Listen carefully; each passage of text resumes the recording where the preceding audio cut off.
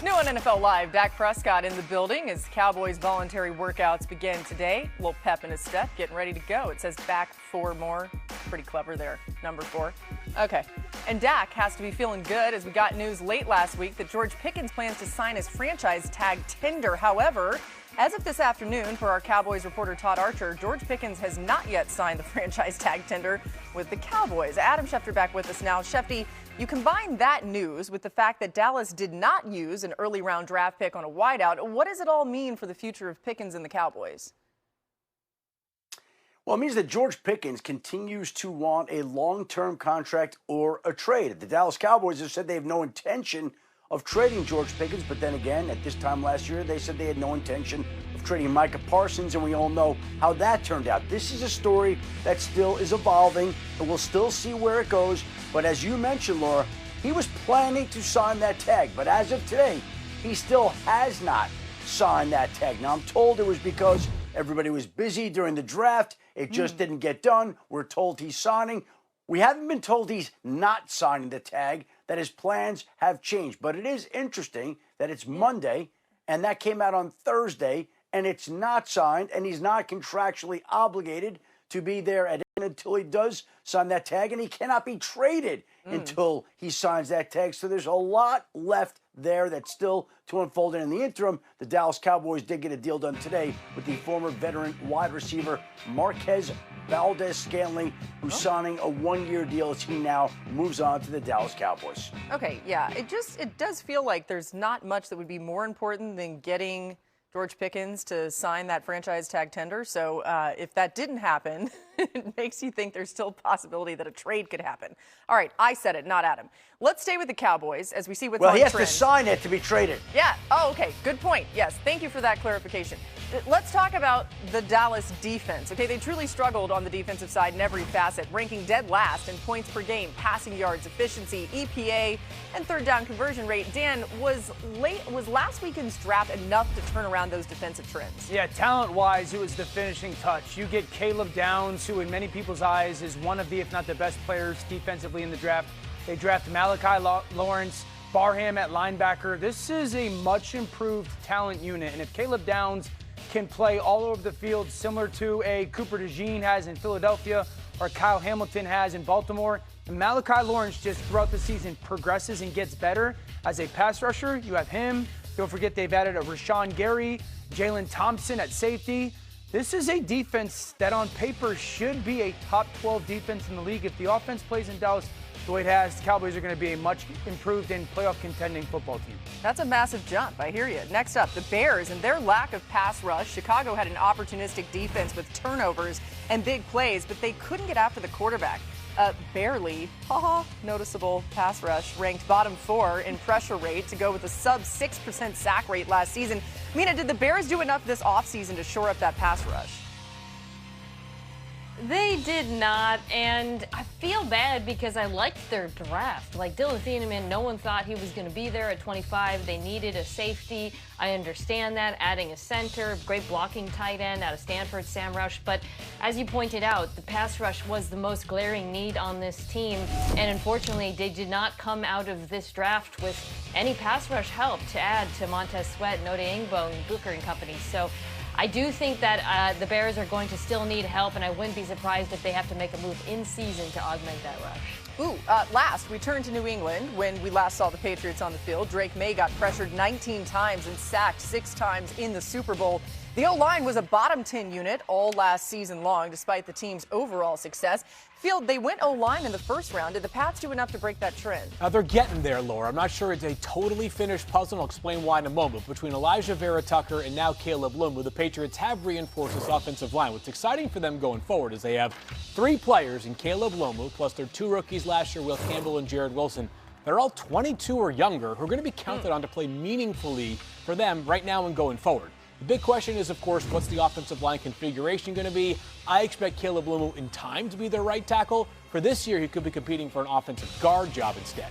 Up next, more Jets love. Get excited, Jets fans. Or maybe it's Maui Noah to hold down the left tackle spot on the O-line. I talked with Maui Noah just moments after his big moment, and he had a strong message for his new QB, Jackson Dart. I'll die about this Man, I'm ready to die for you, man. I know a lot of things has happened, bro, but I'm ready to die for you, bro. So I asked him, like, what was his message for Jackson Dart, and that's what he said. Also, just a little peek behind the curtain, the voices are booming in there. It was really loud. I didn't know he said a bad word until later. I'm like, oh, I guess we're bleeping that out. All right. I had no idea what's going on. I would love to know if him and Jackson Dart have connected. We'll find that out. That's a good question. I would hope so, right? Let's ask, we'll ask Jordan Renan, our Giants reporter. Okay, Dan, how much, though, do you think that Dart will like hearing that type of ferocity from his new lineman? Love. Absolutely love, not only because he's a quarterback, but just his personality. I think, one, this is the most talented offense in a decade, honestly. This has the chance to be a above average to good offensive line. New York, you haven't had that in forever. I really, to my core, believe that this draft in many ways will hinge on Malachi Fields, the third round receiver. I think this offensive line is going to be good. Maui Noah can play all over the place. I was adamant, go get a second-round receiver. You would know better than me about Malachi Fields, but I know he's long, he's athletic, he tested very well, he can go down the field and make plays.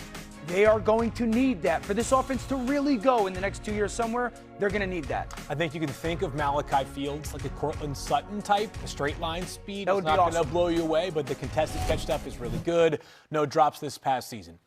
Maybe it's easy because they picked 2 players in the first 10 selections, but I loved what the Giants did in the first round, especially considering the value. I had Arvell Reese graded higher than the 5th overall pick in the draft. I have CeCe Maui Noah graded higher than the 10th overall pick in the draft. And it gives you both a short and long-term plan for each of those players because the Giants don't need Arvell Reese to be a dominant pass rusher right out of the gates. They have Brian Burns, of course, Abdul Carter, and also, at least for now, Kayvon Thibodeau. Sounds like he's going to be there for the end or for the rest of this season as well. Same thing with CeCe Maui Noah.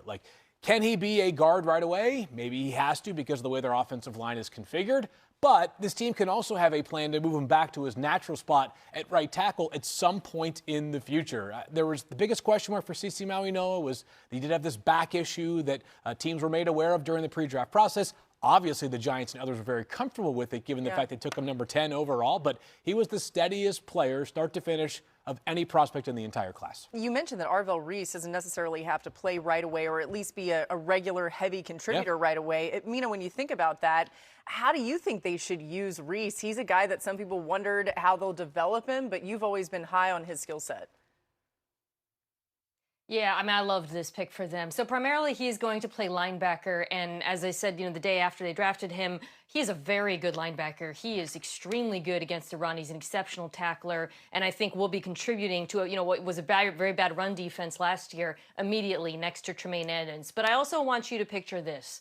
Say it's third down. You got Abdul Carter and Brian Burns, maybe even Kayvon Thibodeau's finds his way on the field. And Arvell Reese is walked up over the A-gap. If you're the offense, you don't know if he's dropping into coverage, if he's maybe spying your quarterback, if you got a mobile quarterback, or if he's coming as a pass rusher, but you have to prepare for that possibility. That mental stress that New York can place on offenses is exactly the kind of mental stress that John Harbaugh and Dakari Wilson, their defensive coordinator, used to do in Baltimore with Roquan and Kyle Hamilton. So I just feel like he immediately gets as a contributor to the pass rush, even if he is still developing as a pass rusher who ultimately may end up playing on the edge down the road. And Cal, I ask you this. Is he good enough against the run on early downs to get to that? This was a historically bad run defense who lost Dexter Lawrence. Dude, he is such a good tackler. I think because everyone was thinking about him versus David Bailey, we were so locked in on what is he as a pass rusher that got a little bit lost in the conversation. He is exceptional against the run. Field knows this too. He sets a hard edge. He is powerful. He has the frame. And as a linebacker, he will be very helpful in that regard. I feel like there's a little motivation, too. I mean, he didn't drop, right? But he did go maybe a little later than some people had, or at least a couple picks later. Maybe that motivates him a little bit more. We saw him in the green room. What on earth? Where does Ohio State find these guys? I don't know. Him and Sonny Styles. Absolute rock. You have muscles I don't even think are in my body. I think they come to Connecticut. That's pretty much true. You can relate? Greek gods. Jeez. Dan's like, that's where I came from. All right, new on NFL Live. Adam back with us. We have some news out of New England. Go ahead, Adam. Well, Laura, we all took some time away from the draft on day 3 to go be with his family, but he was back in the Patriots training facility today, back at work after a weekend trip to Salt Lake City, to Utah, to go spend time with his family. Now back at work, not a long trip, a couple of days, and Vrabel now back in the building with his former team.